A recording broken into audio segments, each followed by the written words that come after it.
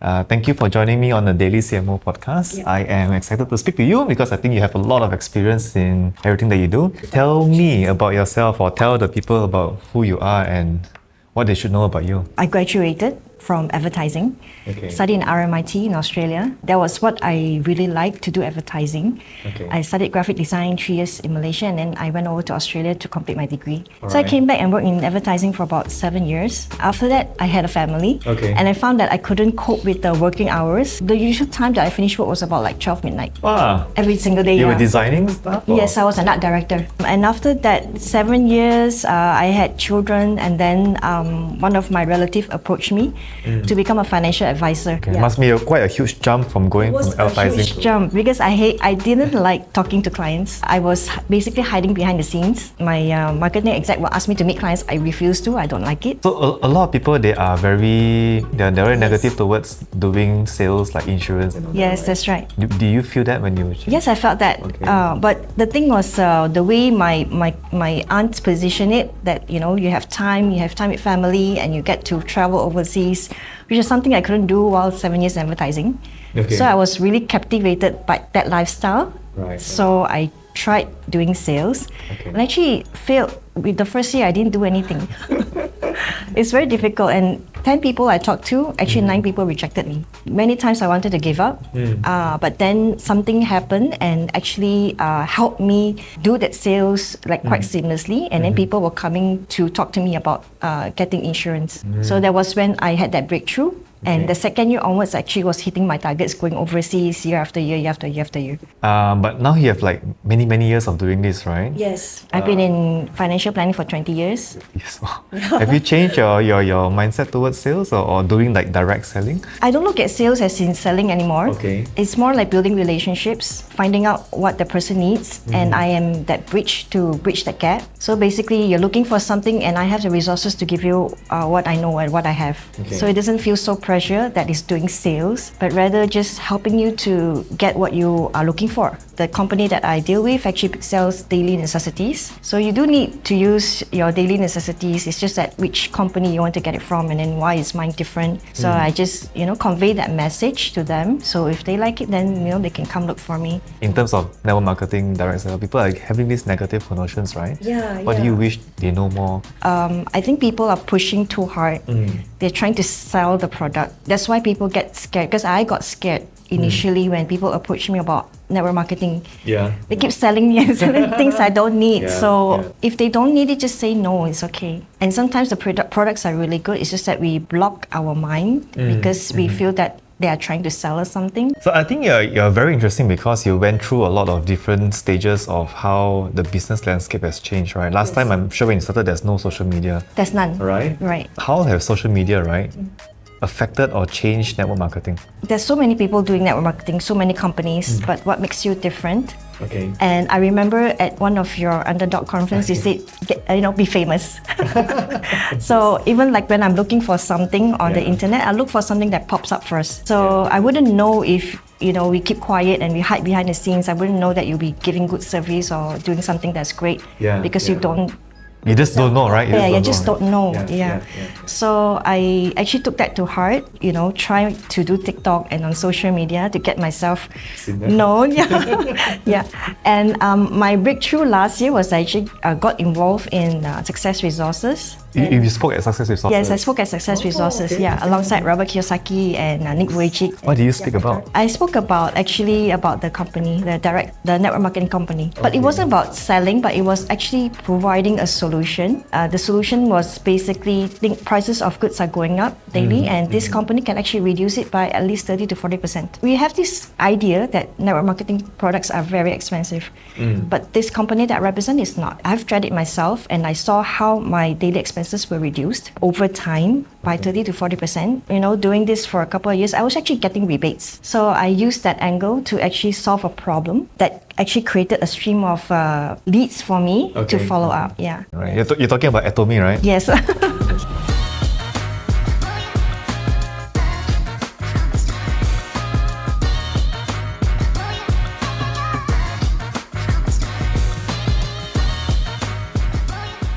this to the camera, right? About the brand. Atomy, yeah, if you need Atomy, just look for Sherine. Sherine is here. Thank you. I'll leave the links around this video and places around this interview so you can Thank you so much. and Yeah. learn more from Sherine. I'm interested how you got to speak at Success Resources. I actually have a friend who's in Next Level. Next Level is a company in Singapore. So they work closely with Success Resources. So they organize speaking engagements 1 year, about 3 to 4 times. So you just get yourself on that platform, and they actually have coaches to teach you what to say and how to say it and how to present it. So I took the challenge last year and I spoke 2 times on that platform. It was quite a challenging experience for me because I've never spoke to Like such a huge crowd, right? Yes, before. My speaking was mostly one-to-one. So I learned a lot in that process. They actually taught me how to get the necessary points across in just 15 minutes. So that sort of like enhances my skill to speak publicly, very short and succinct and precise. So if I have to come back to social media, right? What is your social media activity or strategy like right now? I'm actually trying to revamp the whole thing, but before that, I had a mentor who actually guided me. So he was saying that you have to put about 2 to 3 contents every day. 2 to 3 content every day? Okay. Yeah, every single day. So that's how I grew my followers from like basically 0 to 1,000 in just about 3 to 6 months. But then I stopped. I'm trying to work on that again to build back that presence. But initially, yes, it was all hard work. Basically, everything I was doing, I was just like putting out content. I wasn't sure what worked, what didn't work. I didn't know. Okay. And one day, few of that videos went viral. Oh, which one? The ones that I was exercising, I was actually trying out the slim body product, which helps me to lose weight. So I was making that progress from my weight now and then progressing. Oh, like a transformation, like That's journey, right? And Yeah. people follow that, is That's it? right. So like all of the videos hit above 60,000 views. So that was what actually kept me going and kept me inspired. Oh, you just don't know which one will be viral. You just keep doing it until one becomes viral. The advantage I had was actually I was with a group. My mentor had a group who was guiding us to do TikTok. So we had a challenge. So at the end of that challenge, we would actually receive something, a small prize, but it was the community that we belong to actually helped us to coming up with content, for that 3 months at least. You seem like someone who joins a lot of communities. Yeah, because they're a great support group. I can't do it alone. How many communities are you attached to? Quite a lot. Quite a lot? So whatever I need to learn, I just try to get myself into that. And once I've learned that, then I'll move on to another one. whichever ones that it's helping me to keep my targets or to get what I want, my goals. My latest one was actually I joined a program called Money and You. Okay. 6 weeks community where they encourage each other, keep up to the task that we're given. So I just finished that 6 weeks. The important thing that I learned is leverage, number one. I tend to do things a lot by myself. Through that, I learned about leverage. I just said you don't need to know everything, but you just need to find people who knows what you need and just approach them. And the second thing I learned was actually have an accountability partner. From what I've learned, from what I've learned from talking to people and reading, right, there are a few kinds of leverage. I can't remember them all, but people leverage is one. Software systems. Software systems, Right? again. Systems, like in marketing, you have funnels, you have advertising. Money is also a form of leverage. Yeah. So I think leverage is very important, but my experience is for someone who enjoys doing the thing, right? You look like you're someone who enjoys doing the trading also, right? To delegate that away or to push that responsibility to someone else is sometimes very hard for you. I actually don't like to do training. You don't like to do trading? Okay. You don't seem like the way. Yeah.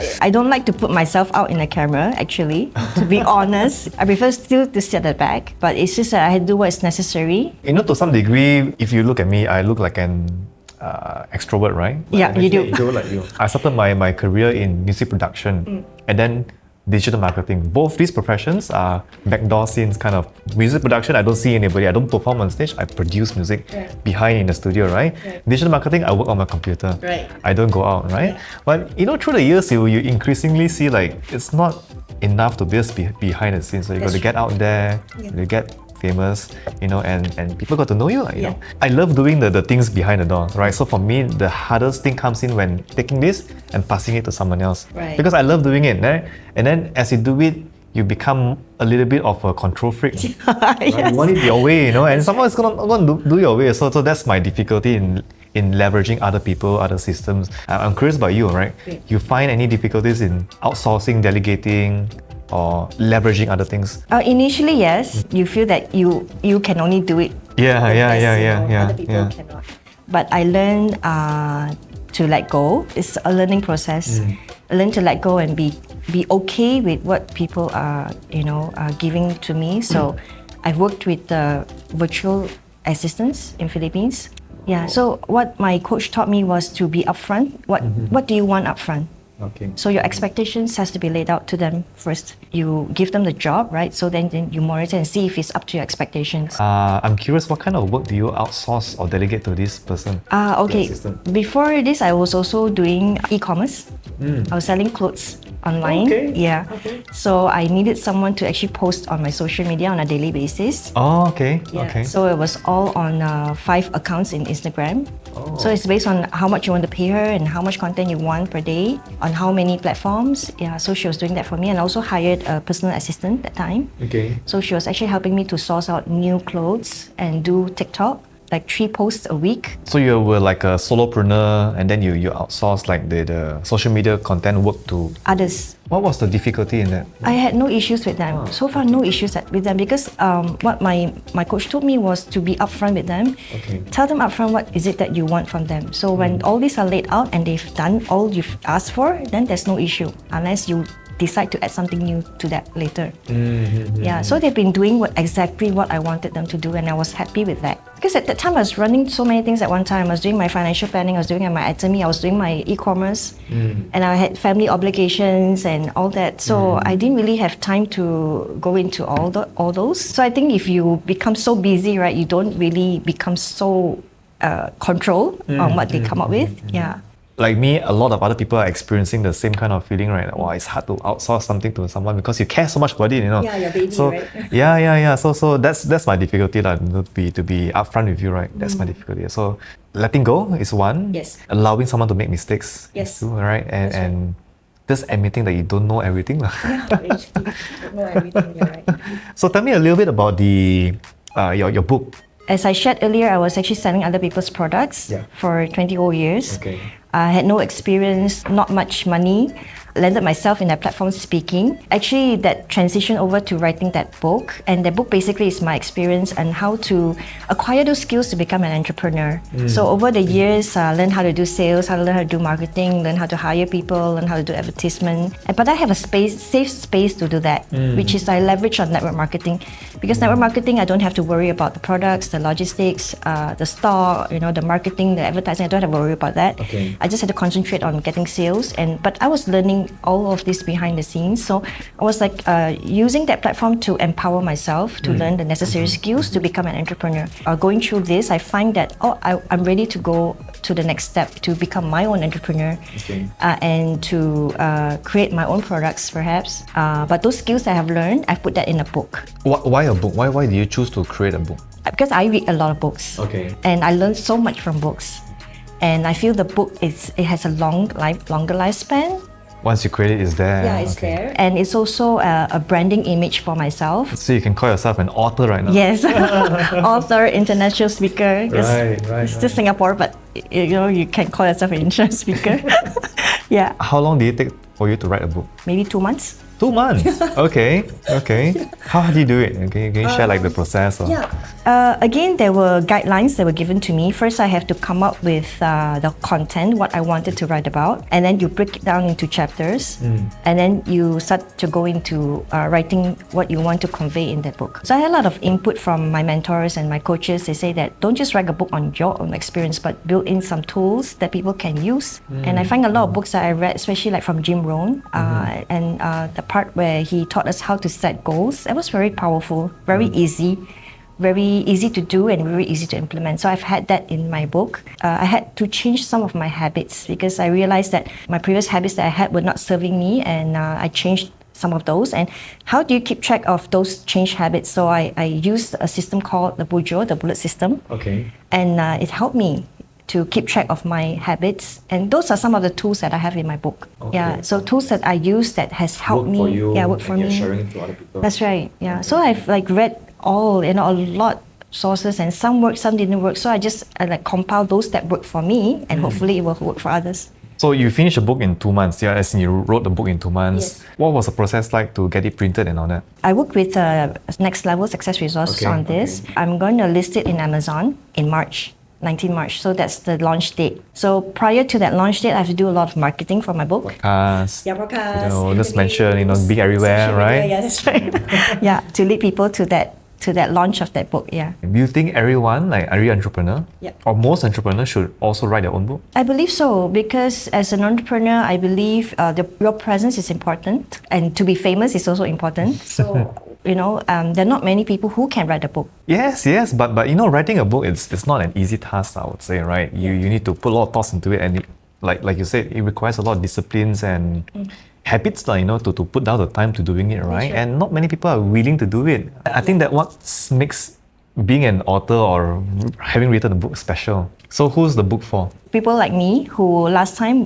didn't have the money, didn't have the experience, but I want to be an entrepreneur. I want to do a business, but I don't know how to, and I don't have the resources. So you can actually leverage on other resources that's out there. Most importantly is for people who have young families, because I started out having family, right. and to venture into business with that capital involved and the time involved, it's not easy. I got scared because my family's welfare is at stake, school. Yeah. So It's not like you're young and have nothing to lose, right? Yeah, exactly. You already have something to lose, so you're more careful. so I started this journey when I was in my 30s. Okay. So wasn't that young. I had young children, so that provided a safe space for me to explore what I could do.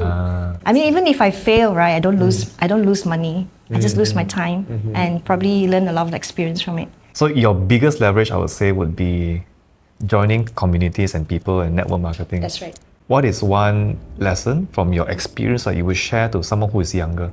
For me, if I were to turn back the clock, right, I would say to build your habits first. Simple habits that you just change, and suddenly your whole trajectory of your life changes.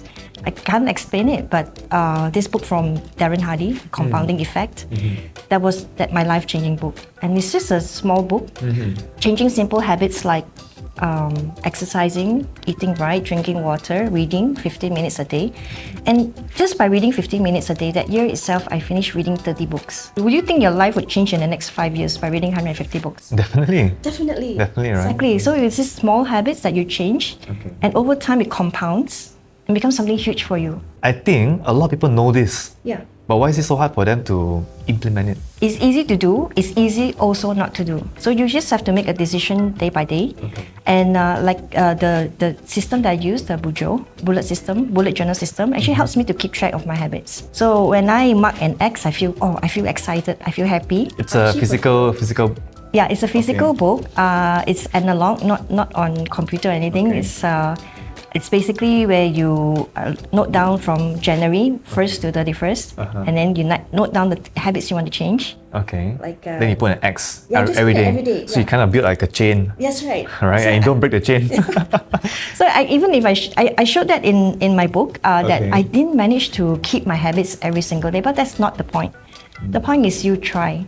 All right, thank you so much, Sherine, for sharing. Where can people find you? Yeah, I'm on Instagram, on Facebook. So I'm actually revamping my whole thing. So I haven't been posting for a while.